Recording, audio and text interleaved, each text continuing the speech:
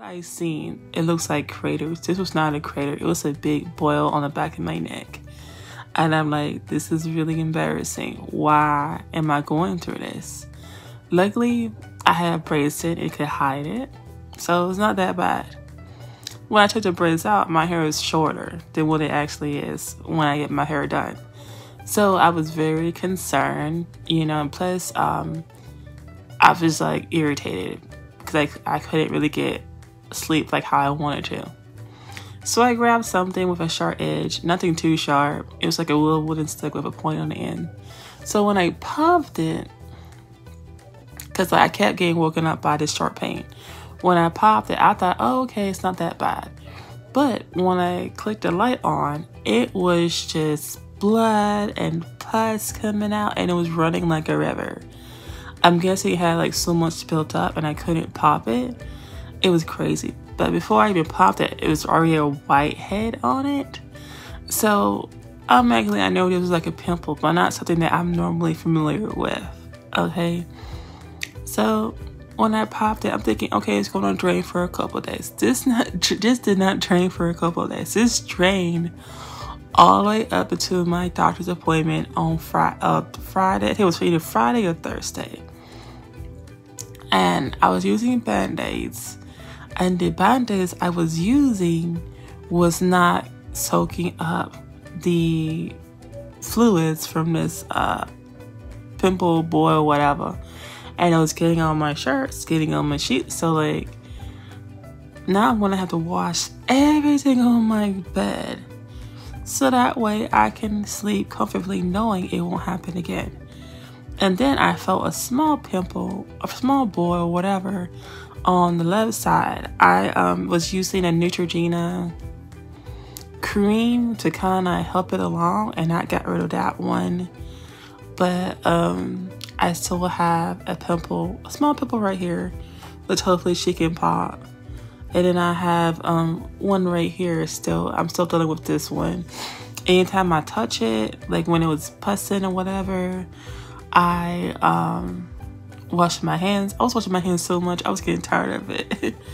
But I had to, because I didn't know it was going to spread. I didn't know it was contagious because it looked really bad. The skin around it was really red and inflamed, and it was infected. And I knew I had an infection because the pus was very like yellowy and it was red, and it was not a good time. So I will show you guys some pictures of the progress up until my doctor's appointment and a little bit after my doctor's appointment, because she gave me some antibiotics and 2 really expensive creams, one for my eczema and one for the boil. I did not get the creams because all I really needed was antibiotics. I could just get over-the-counter creams. I'm not sure why she tried to price me like that. I was like, girl, I'm not making money, because like my medicine with 3 medicines I never paid that much was like $80-some. I was like, $80-some? I could have just bought like 4 rounds of wings. You know what I'm saying? But this is also another trigger warning. If you guys don't want to see this, stop right now. Because it gets really nasty. And also a lot of my photos are really out of focus because I'm the only one taking these, because not really a lot of people wanted to be involved when this whole sort of thing was happening. So yeah, enjoy, and you guys have a great day. And I'm supposed to be getting these results of like what this pimple or boil really is. But I'm going to have to get hypoallergic hair, or however you say it, because I never had this reaction before. But I think maybe with the cancer and stuff, my body has kind of changed, or it's like a bit more sensitive to things like this. So maybe I was allergic all this time and I didn't know until after I got diagnosed in December 7th. So thanks guys for watching. I'll see you guys later. Bye. So this is where it started getting really bad. It was just disgusting and it hurt.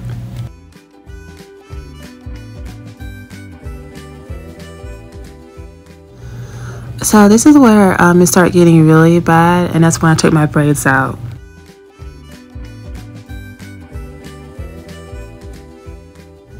So this is where I popped it, and I was using a Neutrogena cream to kind of get it along, but I shouldn't have used the cream when I popped it. It was just, I think that's when I started getting that really bad infection. So this is like after it got popped and it was getting in my hair. It smelled really gross. It looked really gross, and I had no idea what to do except for try to clean it.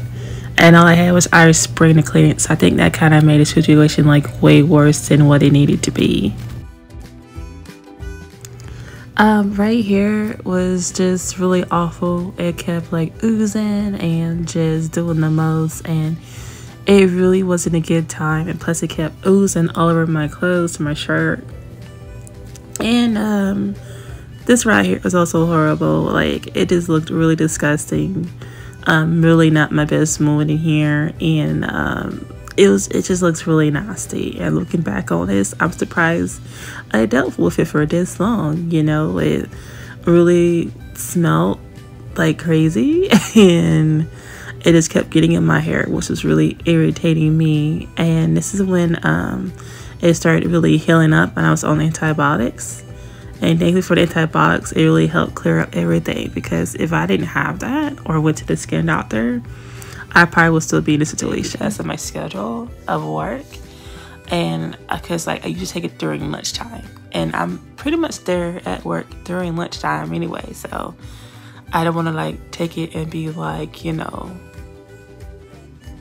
be all like not myself. So if anybody has ever dealt with this, let me know in the comments down below. I feel like I'm kind of alone in this situation, but like I said, it's not monkeypox. It's just a really bad allergic reaction to hair, unfortunately. And I'm trying to find like local shops in my area that carry that. And I tried looking online on Indeed. I mean, not online, and not, why did I say Indeed? I'm trying to look online on Amazon. I have not found anywhere Amazon that has like straight hair, because I want to get straight hair instead of like braids. All I can find for that hypoallergic is for braids. I cannot find it for like straight hair. So I'm not sure if I'm not really experienced in like buying hair anyways. I just kind of buy it, look at the price, be like, okay, this is it. But I'm trying to like do half blonde and half black, because I'm still going with that theme, you know, because I like my blonde and like my black, and I figure that'd be a good style for Halloween too. I won't have to change as much. But if you guys know where to find good hair at a decent price that's not gonna break my budget, I will definitely like to know where is that. Anyways, my name is Multiplesofnico. I'll see you guys later, and have a great one.